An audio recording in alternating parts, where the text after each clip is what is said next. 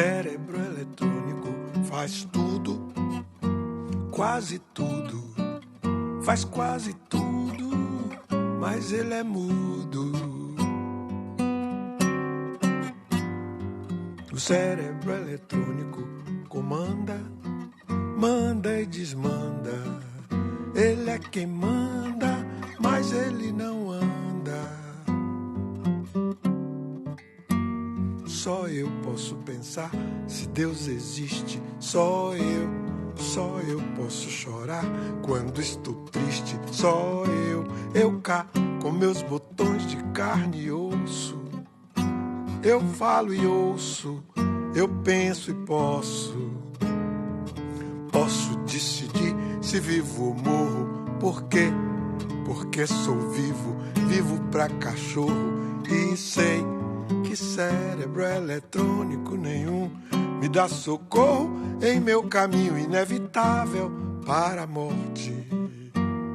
Porque eu sou vivo, sou muito vivo e sei que a morte é nosso impulso primitivo. Sei mais que cérebro eletrônico nenhum me dá socorro com seus botões de ferro e seus olhos de vidro.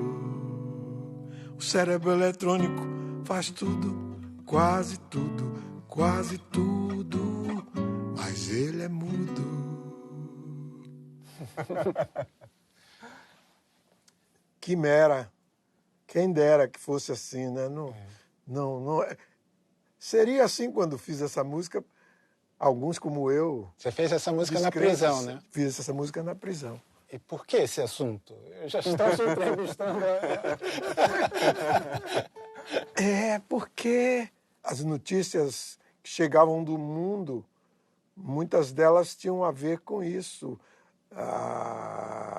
Lançamento de foguetes para a Lua, não é? Notícias sobre, enfim, avanços nas tecnologias cibernéticas. E eu acho que ali, aquele confinamento compulsório, prisão, né? Tudo, eu acho que era isso. Eu estava querendo Fugir para o mundo cibernético. Um lugar qualquer. Mas é interessante porque a música fala do cérebro eletrônico que faz tudo, quase tudo, mas ele é mudo, né? Hoje ele está falando pra caramba. Está falando demais. Quer dizer, é uma discussão extensa hoje em dia, extensiva e profunda hoje em dia sobre isso. Já chegamos à inteligência artificial, né? O que me dizem? A história da inteligência artificial, que vem de muito tempo, né? Tanto que você já lia sobre cibernética nos anos 60, e vem de antes disso, né? Desenvolvimento dos primeiros computadores e tudo mais. Teve o que eles chamam de invernos, né? Quando há um avanço, aí depois há uma...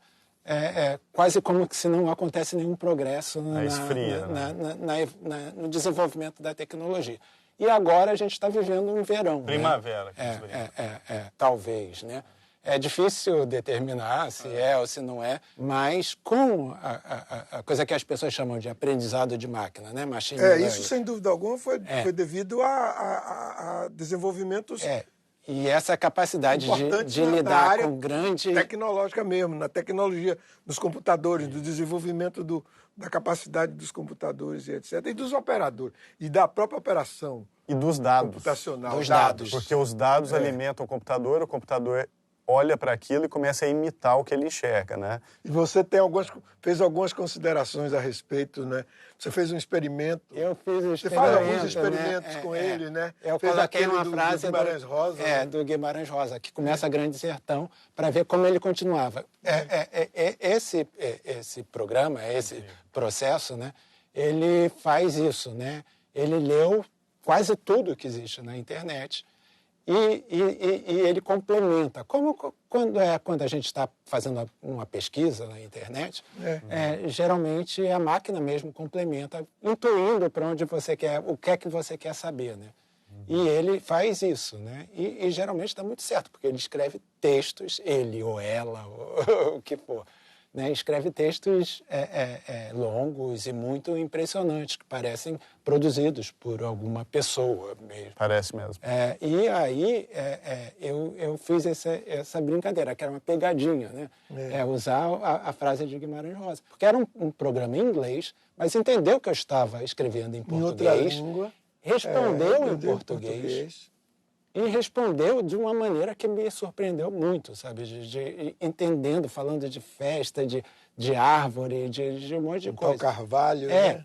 Mas falou carvalho, que não era... Que não era uma árvore... Não é uma árvore citada no Grande Que estaria no Guimarães. Não é uma árvore comum. Mas era uma árvore. Era uma árvore. E não é comum no Brasil, né? E inventou uma palavra também. Né? Isso é genial. Alvejei mira em árvore no quintal, no baixo do córrego. E aí ele completou a inteligência artificial da seguinte forma: uma fogueira crepitante brinca e lambiça em torno de um lindo carvalho. Lambiçar. Não existe essa palavra, né? Exatamente. Eu fui procurar depois para saber se existia, mas inventou. Aí inventou, aí seria uma inteligência artificial invadindo um pouco, acessando o mundo criativo. A grande vedete da inteligência artificial são esses programas que você diz para criar uma imagem. E você dá o comando dizendo que tipo de imagem você quer. Gilberto Gil, Ituaçu, indo para a Gruta da Mangabeira. E ele vai criar... E ele desenha você, desse jeito. Então, não precisa mais ter a habilidade. E isso vai se aplicar não só para desenho e para texto, mas vai se aplicar também para música e vai se aplicar também para programação. Então, a inteligência artificial, daqui a pouco você vai poder falar para ela: componha uma música romântica com o nome Sonhos de uma Tarde de Verão, ao estilo de bossa nova, com um ritmo caribenho. E ele vai compor a música da forma como você instruiu, entendeu? E vai acontecer também, e aí o mais radical, para a programação. Porque hoje a gente acha que só nós, seres humanos, podemos programar a máquina. E cada vez mais a inteligência artificial está lendo os códigos de programação dela própria e está aprendendo a programar a si mesma. Agora, hoje a gente está no momento em que tem resistência com relação à inteligência artificial enquanto criadora. Então, tem muita gente que fala... A autoralidade dela. Exatamente. Não pode ganhar Grammy, não pode ir para a exposição de arte, não pode ir para o museu. Hoje tem um movimento contrário a tudo isso, né, irmão? E também não teríamos a quem fazer os pagamentos dos direitos autorais. Imagina se o direito autoral tiver que ir para o Google, já direto. Exatamente. Substitui os artistas e fala, não preciso mais de artista. Exatamente. Agora eu sou o artista, entendeu? Aí entra a questão do conflito a ser superado, se for o caso, ou insuperável, se for o caso também, entre inteligência e consciência. Essa é a grande questão, né? Já é esse debate, né? Esse debate. E o que aconteceu recentemente no Google, né? Que um engenheiro, que foi até despedido, né? Ele já foi despedido. Foi despedido. Porque ele escreveu, porque ele estava conversando com a inteligência artificial do Google, e ele escreveu que era realmente uma inteligência, né? Tinha consciência. A conversa dele com a inteligência... indicava que... ela fala, ele pergunta, você sabe... você fica triste ou não? Essas coisas assim, ela ia respondendo como se eu ficasse... posso chorar quando estou triste. Ela dizia, eu também. Ela chora e ela... Exatamente. Deu um frio na espinha quando eu li a primeira vez. Parecia muito com alguém que tem inteligência, que tem consciência. Sim. Mas não é. Só para deixar claro também para quem está nos assistindo aqui, não ficou inteligente. Não ficou inteligente. Sim. E para mim não vai ficar. Vocês têm temores, evidente, todos temos temores relativos a todas essas novidades. Quais os maiores temores que vocês têm? Da imposição de um único modo de pensar. Isso. Né, para o mundo inteiro. Então, quando eu coloquei Guimarães Rosa e a inteligência artificial respondeu com Carvalho, é porque entre as árvores que ela conhece, ela não conhece as árvores brasileiras. a inteligência artificial, hoje, o desenvolvimento, está acontecendo nos Estados Unidos e na China. Então, o temor são os monopólios de linguagem. E se nós não temos condição de desenvolver nossa própria inteligência artificial, nós vamos ser clientes de uma inteligência artificial que já somos, né, de determinada maneira. Na verdade, porque a gente usa Google, todas as ferramentas, agora é o TikTok. A continuidade da dependência. E aí, que já existe por força de tantos outros fatores. E de combater essa diversidade colonização, a questão da decolonização. Isso, e eu acho que isso é um perigo cada vez mais real. E é literal a colonização, porque a gente pode virar exportador de dados, que é a matéria-prima, né, da inteligência artificial, e compradores dos serviços. Pau-Brasil. Exatamente. A gente manda o nosso pau-Brasil e depois compra o tecido, o vinho, a tinta, a imprensa, qualquer coisa. Mas tem outra coisa que é um temor mesmo, do controle, né? Porque quando os governantes, os principais governantes do mundo, usam essas inteligências artificiais para se comunicar com o seu próprio povo, é muito estranho, né? Porque você está usando uma tecnologia que é fora, que é controlada fora do seu país, né? Para governar.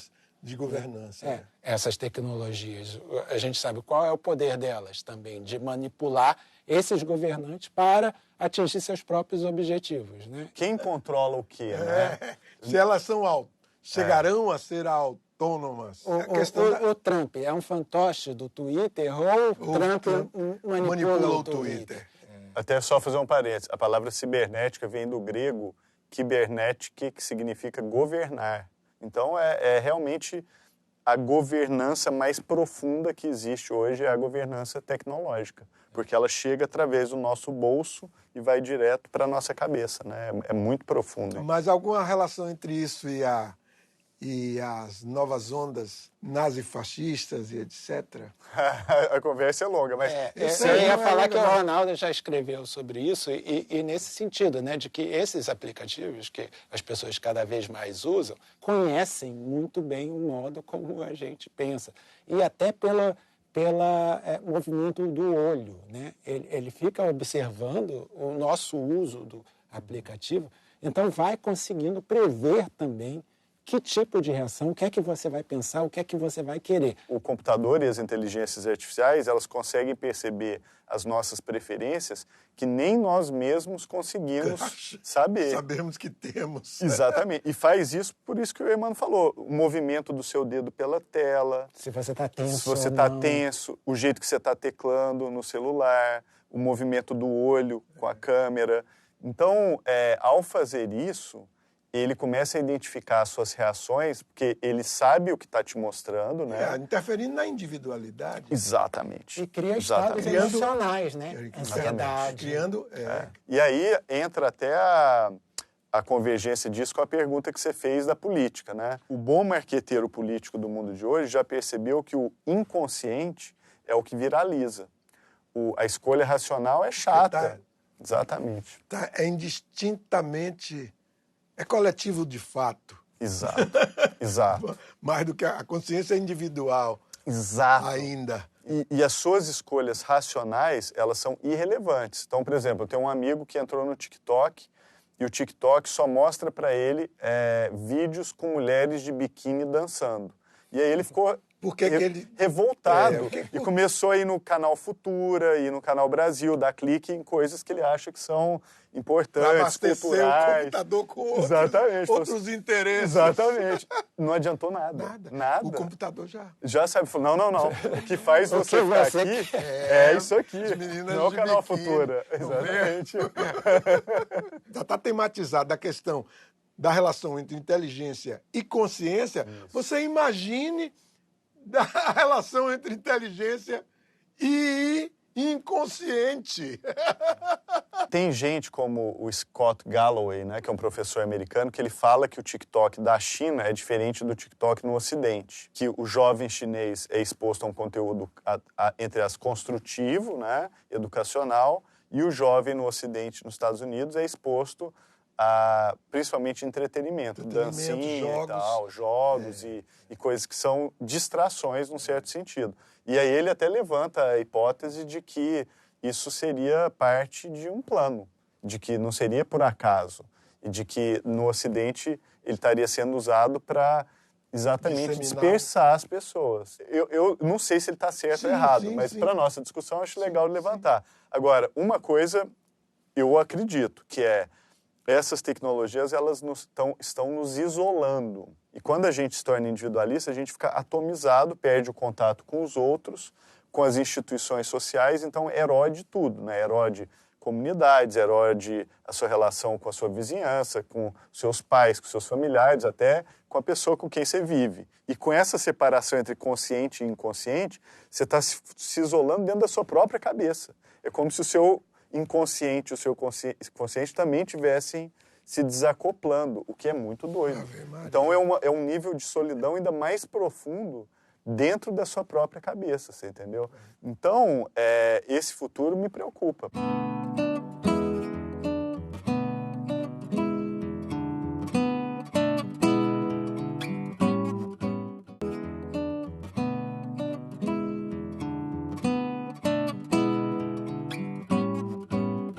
E Deep Web? Fala um pouco disso aí. Porque assustava muito. Eu me lembro que há uns anos atrás, 10 anos atrás, quer dizer, Deep Web estava associado àquele mundo profundo, inacessível, da descaracterização absoluta dos valores, Isso. da moral. E aí, de lá para cá, o que é que se compreende hoje mais sobre a Deep Web? Ou seja, onde é que ela está? Então, vai bem e vai maior do que jamais foi. Então, assim, a gente só parou de falar dela, né? Porque ela se normalizou, mas ela continua aí o tempo inteiro. Lá é o lugar onde tem um monte de atividades criminosas, inclusive, acontecendo. E ela está mais forte do que jamais foi. E muitas das fake news, né, que a gente compartilha hoje, ou recebe, ou são usadas por grupos políticos, vêm da Deep Web, né? Então, por exemplo, agora mesmo, eu estava vendo, tem oferta de compra de fake news na Deep Web. Eles oferecem Bitcoin e outras moedas para quem fizer uma fake news boa e quentinha. Então, muitas dessas fake news que a gente vem de pessoas anônimas que estão na Deep Web e às vezes ganham dinheiro vendendo fake news para gente que compra fake news, entendeu? Nossa Senhora. Então tá aí ainda. Aí a gente ouve falar, os hackers russos, né? Se eles existem, né? Assim, né? De que tentaram interferir nas eleições americanas, né?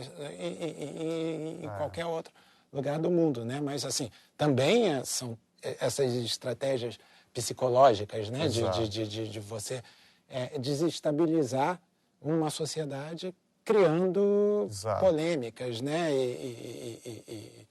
E de criar um estado mesmo coletivo, psicológico. Isso. É chamada guerra híbrida, né? Que é a guerra que tem físico e psicológico. Inclusive, na guerra da Ucrânia agora, duas coisas interessantes. Primeiro, o artigo lá do John Knowlton, que é um autor que eu e o irmão a gente lê religiosamente todo sábado, que escreve para o The Guardian, falando que nessa guerra o próprio Putin desrespeitou o próprio protocolo dele, que ele falhou em usar a guerra psicológica antes da guerra física. Ele teria invadido a Ucrânia sem ter feito antes um preparo com fake news e com estratégias de divisão do povo ucraniano, de modo que quando ele invadiu, o presidente conseguiu uma unidade no país para conseguir combater e está tendo um sucesso até relativo nisso. E a outra coisa que aí tem a ver com que os ucranianos usaram bem, né? Usaram super bem. A guerra no TikTok. De informação. O TikTok foi a principal plataforma de disseminação de informações da guerra, né? E o TikTok hoje é o formador de opinião sobre a guerra da Ucrânia. Então, também vai com relação àquilo. E a outra coisa é que, aí, naquelas suas perguntas, quem que controla quem? Na Rússia e na Ucrânia tem os blogs militares. Parece que eles influenciam o Putin, que o Putin é um ávido consultor. Então, ele faz uma ação militar e no dia seguinte vai lá olhar os 1000 blogs para ver isso aqui pegou bem, pegou mal. Aí já tem gente dizendo que... Já está governando com ele. Então já está governando com ele. E tem gente já dizendo que tem empresas de armamentos que têm influência sobre os blogs militares e que aí usam os blogs militares para tentar vender mais armas, entendeu? Falando, faltou, se tivesse o armamento tal, tinha dado certo. Aí, opa, os blogs militares estão falando do armamento tal, vou comprar mais. Então, você percebe que é a cobra... O hibridismo já. É a cobra comendo o próprio rabo. Boroborô. Exatamente. Então, é esse o mundo que a gente está vivendo. Até em guerra tem blog. É surreal. Se a inteligência artificial começasse a armazenar todas essas reservas, essas interrogações que fazemos, enfim, e a que daríamos o nome generalizado de paranoia, Bom. como é que a inteligência artificial vai definir a palavra paranoia? Nossa, Gil, essa sua pergunta, ela abre um caminho surreal, porque, assim, imagina doença mental de inteligência artificial. Inteligência artificial esquizofrênica, bipolar. Então, mas essa pergunta, Gil, primeiro, eu nunca tinha ouvido falar disso, por isso que é incrível te ouvir. E a segunda coisa, é totalmente plausível, né?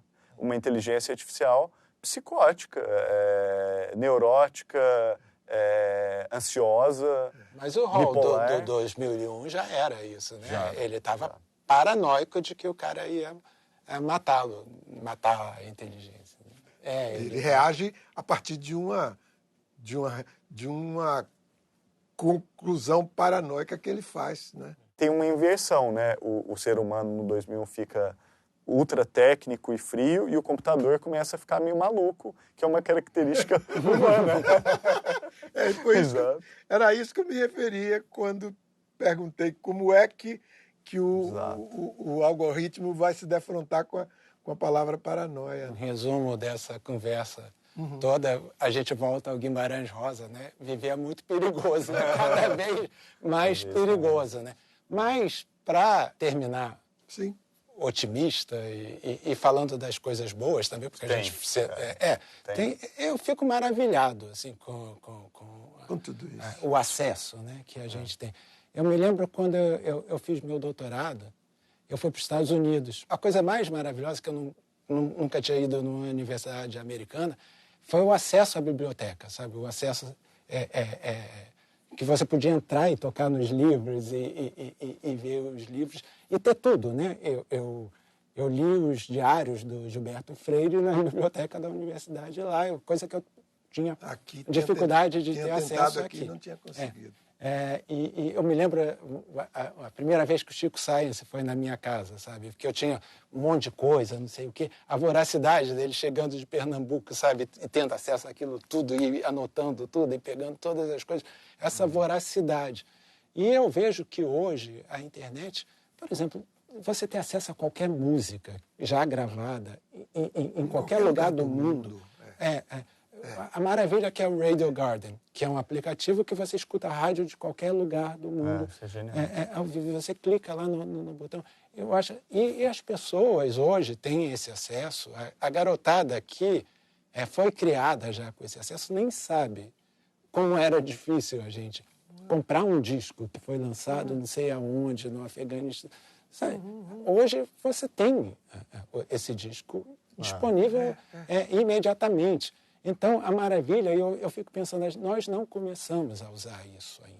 Essa inteligência toda que está disponível para a gente. Mas só para terminar numa nota positiva também, eu acabei de voltar da África, né? Porque eu fui gravar o meu programa lá, que é o Expresso Futuro, que está na 6ª temporada. Eu já tinha gravado 2 nos Estados Unidos, uma na China, 2 no Brasil e agora fui para a África. E justamente em busca de tecnologia, né? Eu tinha mostrado a tecnologia na China, que já tinha sido para mim um choque, e eu acabei de voltar do Quênia, Moçambique, Tanzânia e Gana. Eu fiz um passeio geral lá, buscando inovação e tecnologia no continente africano. Gil, eu voltei completamente encantado. Para mim, hoje, o futuro da tecnologia está no continente africano. Por várias razões. Primeiro, porque está todo mundo conectado. Segundo, é um continente jovem, então hoje a média de idade no continente é 18 anos. E o mais impressionante, que está se transformando rapidamente. Eu vi startup no Quênia, eu vi Maputo se transformando numa cidade que é um polo criativo, usando a tecnologia. Eu vi energia solar, painel de energia solar colocado em cima das casas dos Maasai, na Tanzânia. Ou seja, e conversando com os Maasai, eles me falavam assim, não, meu problema agora não é o celular e a conectividade, o celular e a conectividade eu tenho aqui. Meu problema é onde é que eu carrego o meu celular, Exatamente. porque não tem energia aqui perto. Aí nós estamos tendo que pôr... Botando aqui Exatamente, painel solar para carregar direto lá. Então eles vão pular de ausência de grid de eletricidade para painel solar direto. Então, assim, eu vi coisas lá que me deixaram convencido, assim, de que o futuro da tecnologia vem do continente africano. O que a tecnologia vai fazer com a gente é uma coisa, mas o que a África vai fazer com a tecnologia é isso que me interessa, você entendeu? Porque o que eu vi lá é muito promissor. O futuro vem do mais antigo, vem do povo... Antigo e jovem. Antigo e jovem. Meninos, obrigado, viu? Obrigado a você. Muito obrigado. O cérebro eletrônico faz tudo, quase tudo, faz quase tudo, mas ele é mudo. O cérebro eletrônico comanda, manda e desmanda. Ele é quem manda, mas ele não anda. Só eu posso pensar.